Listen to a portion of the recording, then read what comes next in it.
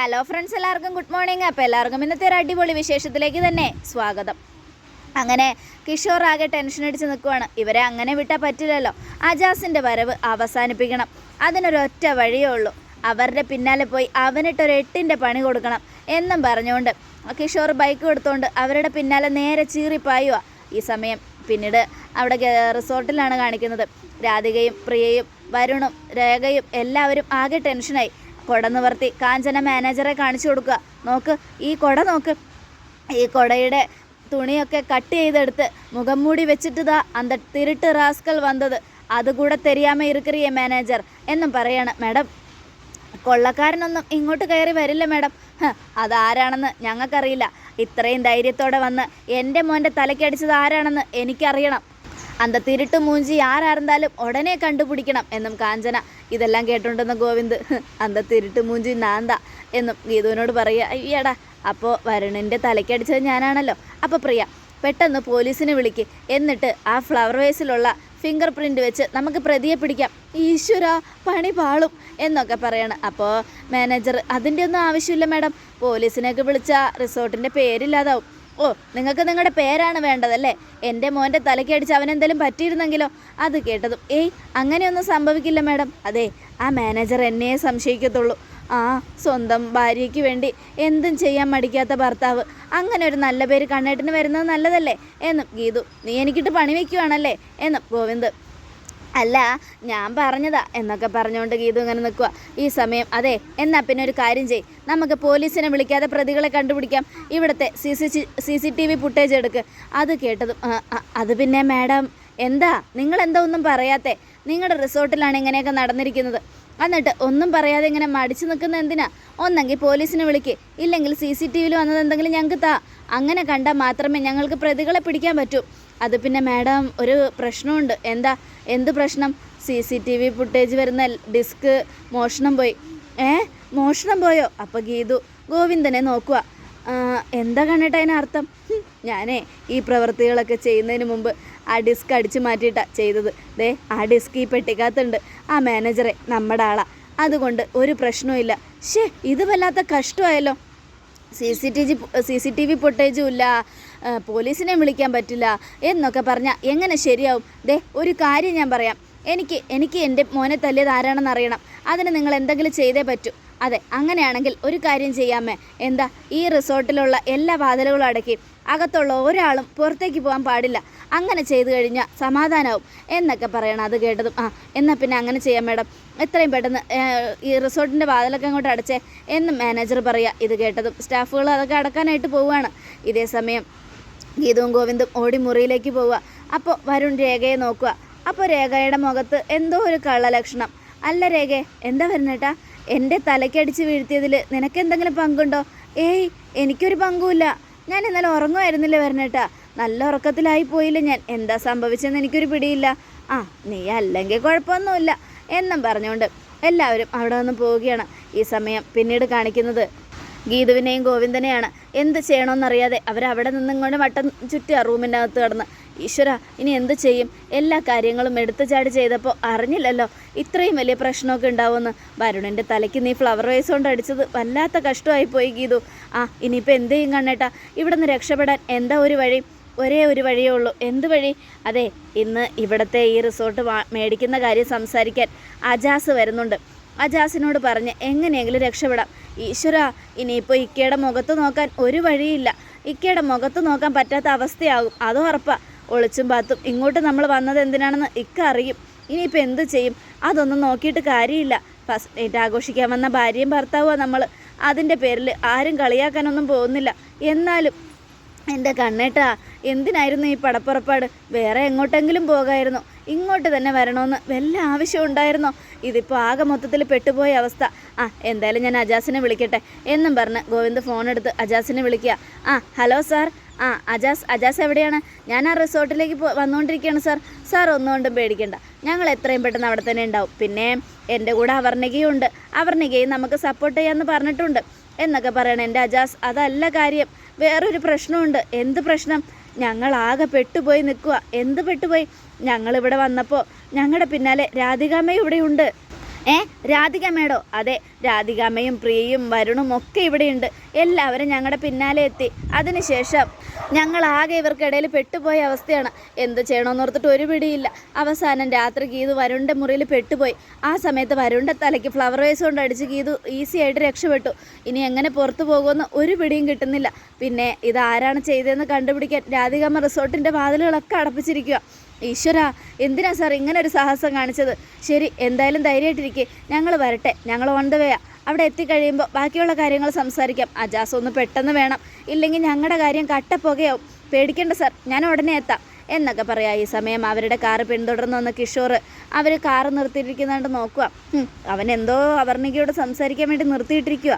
എന്തായാലും എടാ അജാസേ, നിന്നെ ഞാൻ തീർക്കൂടാ. ഇതോടുകൂടെ നിൻ്റെ അവസാനമാണ്. എന്തൊക്കെ ചെയ്താലും ശരി, എൻ്റെ ഭാര്യയെ ഞാൻ നിനക്ക് വിട്ടു തരില്ലടാ എന്നൊക്കെ പറഞ്ഞുകൊണ്ട് ആ കിഷോർ നോക്കി നിൽക്കുക. ഈ സമയം അജാസും അവർണികയും ഇങ്ങനെ സംസാരിക്കണം. ഈശ്വര, ഇനി എന്ത് ചെയ്യും സാർ? പാവം ഗീതാഞ്ജലിയും ഗോവിന്ദ് സാറും രണ്ടുപേരും ഹണിമൂൺ ആഘോഷിക്കാൻ പോയതാ. അതിനിടയിൽ അവിടെ അങ്ങനെ ഒരു പ്രശ്നം ഉണ്ടായല്ലോ. ഈ രാധികാമ്മയ്ക്ക് എന്തിൻ്റെ കേടായിരുന്നു? അവരെന്തിനാ അങ്ങോട്ട് പോയത്? അവരെ പറഞ്ഞിട്ടും കാര്യമില്ലല്ലോ അവർണിക. അവർക്കറിയില്ലല്ലോ ഗോവിന്ദ് സാറും ഗീതുവും അങ്ങോട്ട് പോയിരിക്കുകയാണെന്ന്. അങ്ങനെ അവരറിഞ്ഞാലും അത് തന്നെ ചെയ്യുള്ളൂ. കാരണം ഗീതാഞ്ജലിയെയും ഗോവിന്ദ് സാറിനെയും ഒരുമിച്ച് ജീവിക്കാൻ അനുവദിക്കാത്ത കൂട്ടത്തിലാണ് രാധികാമ്മ.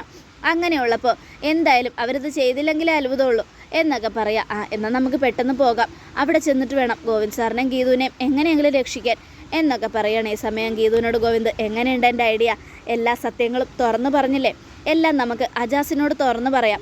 അജാസിനെ വിശ്വസിക്കാം, ആരോടും പറയില്ല. അജാസിക്കയെ വിശ്വസിക്കാം. ഇക്കയുടെ മുഖത്ത് ഞാനിനി എങ്ങനെ നോക്കും? നീ എന്തിനാ നാണിക്കുന്നേ? അതെ, നമ്മളിവിടെ വന്നത് ഫസ്റ്റ് നൈറ്റ് ആഘോഷിക്കാനല്ലേ? അത് ആഘോഷിച്ചില്ല, പക്ഷേ നമ്മൾ പെട്ടുപോയില്ലേ? അത് തന്നെ ഏറ്റവും വലിയ നാണക്കേട് എന്നൊക്കെ പറഞ്ഞ് ഗീതു ഇങ്ങനെ വഴക്കു പറയാം. ഈ സമയം പിന്നീട് കാണിക്കുന്നത് നമ്മുടെ രാധികയാണ്. രാധികയും കാഞ്ചനയും കൂടെ നടന്നു വന്നുകൊണ്ടിരിക്കുക. കാഞ്ചന സൂക്ഷിച്ച്. അയ്യോ, എന്നാ മമ്മി, എന്നാ അച്ഛ? ഞാൻ സൂക്ഷിച്ച് വരാൻ പറഞ്ഞത് താഴെ ഒന്നും ഉണ്ടായിട്ടല്ല. ആ മുഖം മൂടി വെച്ചവൻ ഏത് നിമിഷവും നമ്മുടെ മുൻപിൽ പ്രത്യക്ഷപ്പെടാം. നമ്മുടെ കയ്യിൽ പണമുണ്ടെന്നറിഞ്ഞിട്ടായിരിക്കും ചിലപ്പോൾ അവർ വന്നത്. അതുകൊണ്ട് നമ്മൾ സൂക്ഷിച്ചേ മതിയാവും. സൂക്ഷിച്ചില്ലെങ്കിൽ നമുക്ക് പ്രശ്നങ്ങളുണ്ടാവും. മുഖം മൂടി വെച്ച് നമ്മുടെ മുൻപിൽ വന്ന് നമ്മളെ ആക്രമിച്ചാലോ? അയ്യോ, ഞാൻ സൂക്ഷിച്ചേ നടക്കുള്ളൂ. മാമി സൂക്ഷിച്ച് നടന്നാൽ മതി. ഞാൻ സൂക്ഷിച്ച് നടന്നോളാം. നീ ഒറ്റയ്ക്ക് ഇറങ്ങി നടക്കുമ്പോഴൊക്കെ ഒന്ന് സൂക്ഷിച്ചോളാം, ഇല്ലെങ്കിൽ അത് നിനക്ക് വലിയ പ്രശ്നമാവും. ശരി മാമി, ഞാൻ നോക്കിക്കോളാം. ഞാൻ സൂക്ഷിച്ചും കണ്ടൊക്കെ നടന്നോളാം എന്നൊക്കെ പറഞ്ഞ് നമ്മുടെ കാഞ്ചന ഇങ്ങനെ ആകെ ടെൻഷൻ അടിക്കുക. എന്നാലും ആ കള്ളന് എത്ര ധൈര്യം വേണം? നമ്മുടെ കൊടയെന്ന് ആ തുണി കീറിയെടുത്ത് മുഖം മൂടി വെച്ച് വരുണിനെ പോയി അടിച്ച് തകർത്ത് വീഴ്ത്തിയിരിക്കുന്നു. അവനെ എൻ്റെ കയ്യിൽ കിട്ടിയ ഞാൻ അച്ചാറിടും എന്നൊക്കെ പറഞ്ഞുകൊണ്ട് കാഞ്ചന ദേഷ്യത്തിൽ നിൽക്കുക. അപ്പോഴേക്കും അവർ മുറിയിലേക്ക് കയറാൻ പോവുക. ഈ സമയം രാധിക ഗീതുവിൻ്റെയും ഗോവിന്ദൻ്റെയും മുറിയിലേക്ക് നോക്കുക. അത് അടച്ചിട്ടിരിക്കുവാണ്. അടച്ചിട്ടിരിക്കുന്നതുകൊണ്ട് രാധികയ്ക്കൊരു സംശയം. ഇവിടെ ഇത്രയും ബഹളം നടന്നിട്ടും അവർ രണ്ടുപേരും ഒന്നും അറിഞ്ഞില്ലേ? മുറിക്ക് പുറത്ത് പോലും കണ്ടിട്ടില്ലല്ലോ ഈ പുതുമോടികളെ. അവരൊന്ന് പുറത്തേക്ക് വന്നിരുന്നെങ്കിൽ ഒന്ന് കാണായിരുന്നു എന്ന് കരുതിയതാ. എന്തായാലും ഇനിയിപ്പോൾ അവർ വന്നില്ലല്ലോ മാമി, നമുക്ക് അകത്തേക്ക് പോവാം. അത് കേട്ടതും അങ്ങനെ വിട്ടാൽ പറ്റില്ലല്ലോ. അവരോട് എല്ലാ കാര്യവും തുറന്നു പറയണ്ടേ? മുഖം മൂടിയിട്ട് വന്ന ഇത് ആരാണെന്ന് നമുക്ക് പറഞ്ഞേ പറ്റൂ. തീവ്രവാദിയാണോ എന്ന് ആർക്കറിയാം? അങ്ങനെ മുഖം മൂടി അണിഞ്ഞു വന്ന് അവരുടെ മുമ്പിൽ പ്രത്യക്ഷപ്പെട്ട ഒന്ന് ജാഗ്രതയായിരിക്കാൻ പറയാമല്ലോ എന്നും പറഞ്ഞ് രാധിക പോയി കോളിംഗ് ബെല്ലടിക്കുക. അപ്പോൾ കാഞ്ചന അത് ശരിയാ എന്ന് പറഞ്ഞ് കാഞ്ചനയും ഈ സമയം ഗീതു വാതിൽ തുറക്കാനായിട്ട് എഴുന്നേറ്റ് വരണം. ആരാ നോക്കട്ടെ കണ്ടിട്ട് ആരോ കോളിംഗ് ബെൽ അടിക്കുന്നുണ്ട്, ചിലപ്പോൾ മാനേജറായിരിക്കും എന്നും പറഞ്ഞുകൊണ്ട് അപ്പോഴേക്കും നമ്മുടെ കാഞ്ചന ഡോറിലൂടെ ഒളിഞ്ഞു നോക്കാൻ പോവാ. എന്ത് വൃത്തികേട കാഞ്ചന നീ കാണിക്കുന്നേ? ഞാൻ നോക്കട്ടെ മാമി, നീ നോക്കണ്ട, അങ്ങോട്ട് മാറി നിൽക്ക്. നാണോ ഇല്ലാത്തവൾ. അവരെ പുതിയതായി കല്യാണം കഴിച്ചവരാ. അങ്ങനെയുള്ളപ്പോൾ അവരെന്ത് ചെയ്യുകയാണെന്ന് നമുക്ക് എങ്ങനെ അറിയാം? അങ്ങനെയുള്ളപ്പോൾ ഒളിഞ്ഞു നോക്കുകയാണോ വേണ്ടത്? സോറി മാമി എന്നും പറഞ്ഞ് കാഞ്ചന മാറി നിൽക്കുക. ഈ സമയം ഗീതു തുറക്കാൻ പോകുമ്പോൾ ഗോവിന്ദ് ഗീതുവിനെ തടയുകയാണ്. ഗീതു അവിടെ നിൽക്ക്. എന്തു പറ്റി കണ്ണേട്ടാ? ഒരു മിനിറ്റ്, അതാരാണെന്ന് ആദ്യം നോക്കട്ടെ എന്നും പറഞ്ഞുകൊണ്ട് നമ്മുടെ ഗോവിന്ദ് ആ ലോക്കിലൂടെ നോക്കിയപ്പോൾ അവിടെ നിൽക്കുന്നത് രാധികാമ്മ. ഒരു മിനിറ്റ് ഗോവിന്ദൻ്റെ ശ്വാസം നിലച്ച പോലെ ആയിപ്പോയി, ഹൃദയമിടിപ്പ് നിന്ന പോലെ ആയിപ്പോയി. പെട്ടെന്ന് തന്നെ ഗോവിന്ദ് പിന്നോട്ട് മാറി ഞെട്ടലോടുകൂടെ ശ്വാസം മേപ്പോട്ടും കീപ്പോട്ടും വലിക്കുക. എന്തു പറ്റി കണ്ണേട്ടാ? ഞാൻ സംശയിച്ചത് ശരിയാ. വന്നിരിക്കുന്നത് വേറെ ആരുമല്ല, രാധികാമ്മയും കാഞ്ചനയും. ഈശ്വര, ഇനി എന്ത് ചെയ്യും കണ്ണേട്ടാ? എനിക്കറിയില്ല. എന്ത് ചെയ്യണമെന്ന് ഓർത്തിട്ട് ഒരു പിടിയില്ല. എന്നാൽ പിന്നെ ഒരു കാര്യം ചെയ്, പോയി പിടി കൊടുക്ക്, അല്ലാതെ ഇപ്പം എന്ത് ചെയ്യാനാ? അതേ ഗീതു, ഇനി അതല്ലാതെ വേറെ ഒരു വഴിയില്ല. തൽക്കാലം പോലീസ് കേസിൽ നിന്ന് രക്ഷപ്പെടണമെങ്കിൽ രാധിക അമ്മയോടെല്ലാം തുറന്നു പറയണം.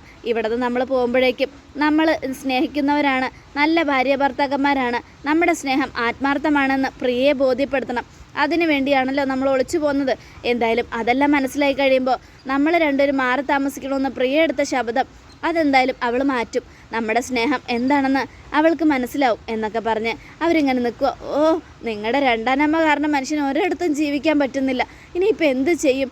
എങ്ങനെയെങ്കിലും അവരുടെ മുൻപിൽ പോയാൽ ഉറപ്പായിട്ടും നാണം കെടും. നമ്മൾ ഒളിച്ചും പാത്തും വന്ന് അവരെ ചീറ്റ് ചെയ്യണമെന്നും പ്രിയയെ വിശ്വസിപ്പിക്കും. അതുകൊണ്ട് എന്തായാലും അവരുടെ മുന്നിലേക്ക് പോയിട്ട് കാര്യമില്ല കണ്ണേട്ടാ. പിന്നെ എന്ത് ചെയ്യും ചെയ്തു? എനിക്കൊരു പിടിയും കിട്ടുന്നില്ല. അപ്പോൾ കാഞ്ചന, മാമി എന്താ ഇത്ര നേരമായിട്ടും അവർ രണ്ടുപേരും വാതിൽ തുറക്കാത്തത്? നമ്മളെത്ര വിളിച്ചിട്ടും അവർ വാതിൽ തുറക്കുന്നില്ലല്ലോ. എനിക്കാണെങ്കിൽ എന്ത് പറയണമെന്ന് ഒരു പിടിയും കിട്ടുന്നില്ല. ഇവർ വാതിൽ തുറക്കാതിരുന്നാൽ എങ്ങനെ നമ്മളതൊക്കെ പറയും? ആ മുഖം മൂടി വെച്ച് വന്ന ആൾ ഒരു ക്രിമിനലാണെന്ന് അവരെ പറഞ്ഞ് എങ്ങനെ മനസ്സിലാക്കും എന്നൊക്കെ പറഞ്ഞുകൊണ്ട് നമ്മുടെ കാഞ്ചന സംസാരിക്കുകയാണ് ഈ സമയം. ഗീതു, അതെ, ഞാനൊരടവ് പയറ്റാൻ പോവുക, 18ാം അടവ്. ഈ അടവിൽ എന്തെങ്കിലുമൊക്കെ സംഭവിച്ചാൽ എന്നെ കുറ്റം പറയരുത്. എന്താ അത്? അതൊക്കെ കണ്ടോ കേട്ടോ എന്നും പറഞ്ഞുകൊണ്ട് ഗീതു തൻ്റെ ചെറുവിരലെടുത്ത് നാക്കിൻ്റെ അടിയിൽ വെച്ചു. അതിനുശേഷം ഇംഗ്ലീഷും മലയാളവും കലർന്ന് സംസാരിക്കുന്നത് പോലെ ഒരൊറ്റ ചീത്ത ഹൂ ആർ യു എന്ന് ചോദിച്ചുകൊണ്ട് അത് കേട്ടതിൻ്റെ അധികം ഇവരെന്തേ ചോദിക്കുന്നേ? ഞാൻ ആ മാനേജറോട് പറഞ്ഞതല്ലേ നമ്മളെ ആരും ശല്യം ചെയ്യരുതെന്ന്. എന്നിട്ട് അതാരാണ് നമ്മുടെ വീടിൻ്റെ വാതിലിൽ കോളിംഗ് ബെല്ലടിക്കുന്നത്? അതാരായാലും ആ മാനേജറെ വിളിച്ച് കംപ്ലൈൻറ്റ് ചെയ്, എനിക്കിത് ഇഷ്ടമല്ല എന്നൊക്കെ പറഞ്ഞുകൊണ്ട് ഇംഗ്ലീഷുകാർ സംസാരിക്കുന്ന പോലെ നമ്മുടെ ഗീതു തകർത്തടിക്കുക. ബ്ലഡി ഫൂൾ, ഈഡിയറ്റ് എന്നൊക്കെ പറഞ്ഞുകൊണ്ട്. അപ്പോൾ കാഞ്ചന, അമേരിക്കൻ മാമി, ഞങ്ങൾ ബ്ലഡി ഫൂളും ഈഡിയറ്റും അല്ലേ. ഞാൻ കാഞ്ചന, ഇത് രാധിക മാമി, ഇത് ഇന്ത്യയിലെ വലിയ ഫാമിലി, അറയ്ക്കൽ ഫാമിലി എന്നൊക്കെ പറഞ്ഞുകൊണ്ട് കാഞ്ചന ഇംഗ്ലീഷിൽ തട്ടിവിടുക. ഒന്നും നിർത്തുന്നുണ്ടോ നീ എന്നും പറഞ്ഞുകൊണ്ട് രാധിക, ബ്ലഡി ഫുൾ ഈഡിയറ്റ്, ആരായാലും എന്തിനും ഞങ്ങളുടെ റൂമിൻ്റെ മുന്നിൽ വന്നു, എനിക്കത് ഇഷ്ടമല്ല, ആരാണെന്ന് പറ, കോൾ ദ പോലീസ് എന്നും പറഞ്ഞ ഗീതുവും ഗോവിന്ദും രണ്ടുപേരും നാവിൻ്റെ ഇടയിൽ വിരൽ വെച്ചിട്ട് രാധികയെ പറയാത്ത തെറിയില്ല. അപ്പോൾ ഗോവിന്ദ് ഗീതു രാധികയെ പറയുന്ന ചീത്തയൊക്കെ കേട്ട് വായം പൊളിച്ചിരിക്കുക.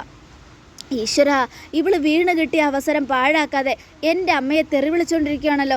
ഞാൻ പോലും പോലീസിനെ വിളിക്കാനേ പറഞ്ഞോളൂ. ഇവള് ഈഡിയറ്റെന്നും ബ്ലഡി ഫൂളെന്നും യൂസ്ലെസ് ഫെലോ എന്നും ഒക്കെ വിളിക്കുവാണല്ലോ. എൻ്റെ അമ്മയെ ഇവള് മനഃപൂർവ്വം തെറി വിളിക്കുക, അതിലെനിക്ക് ഒരു സംശയമില്ല എന്നൊക്കെ പറയാം.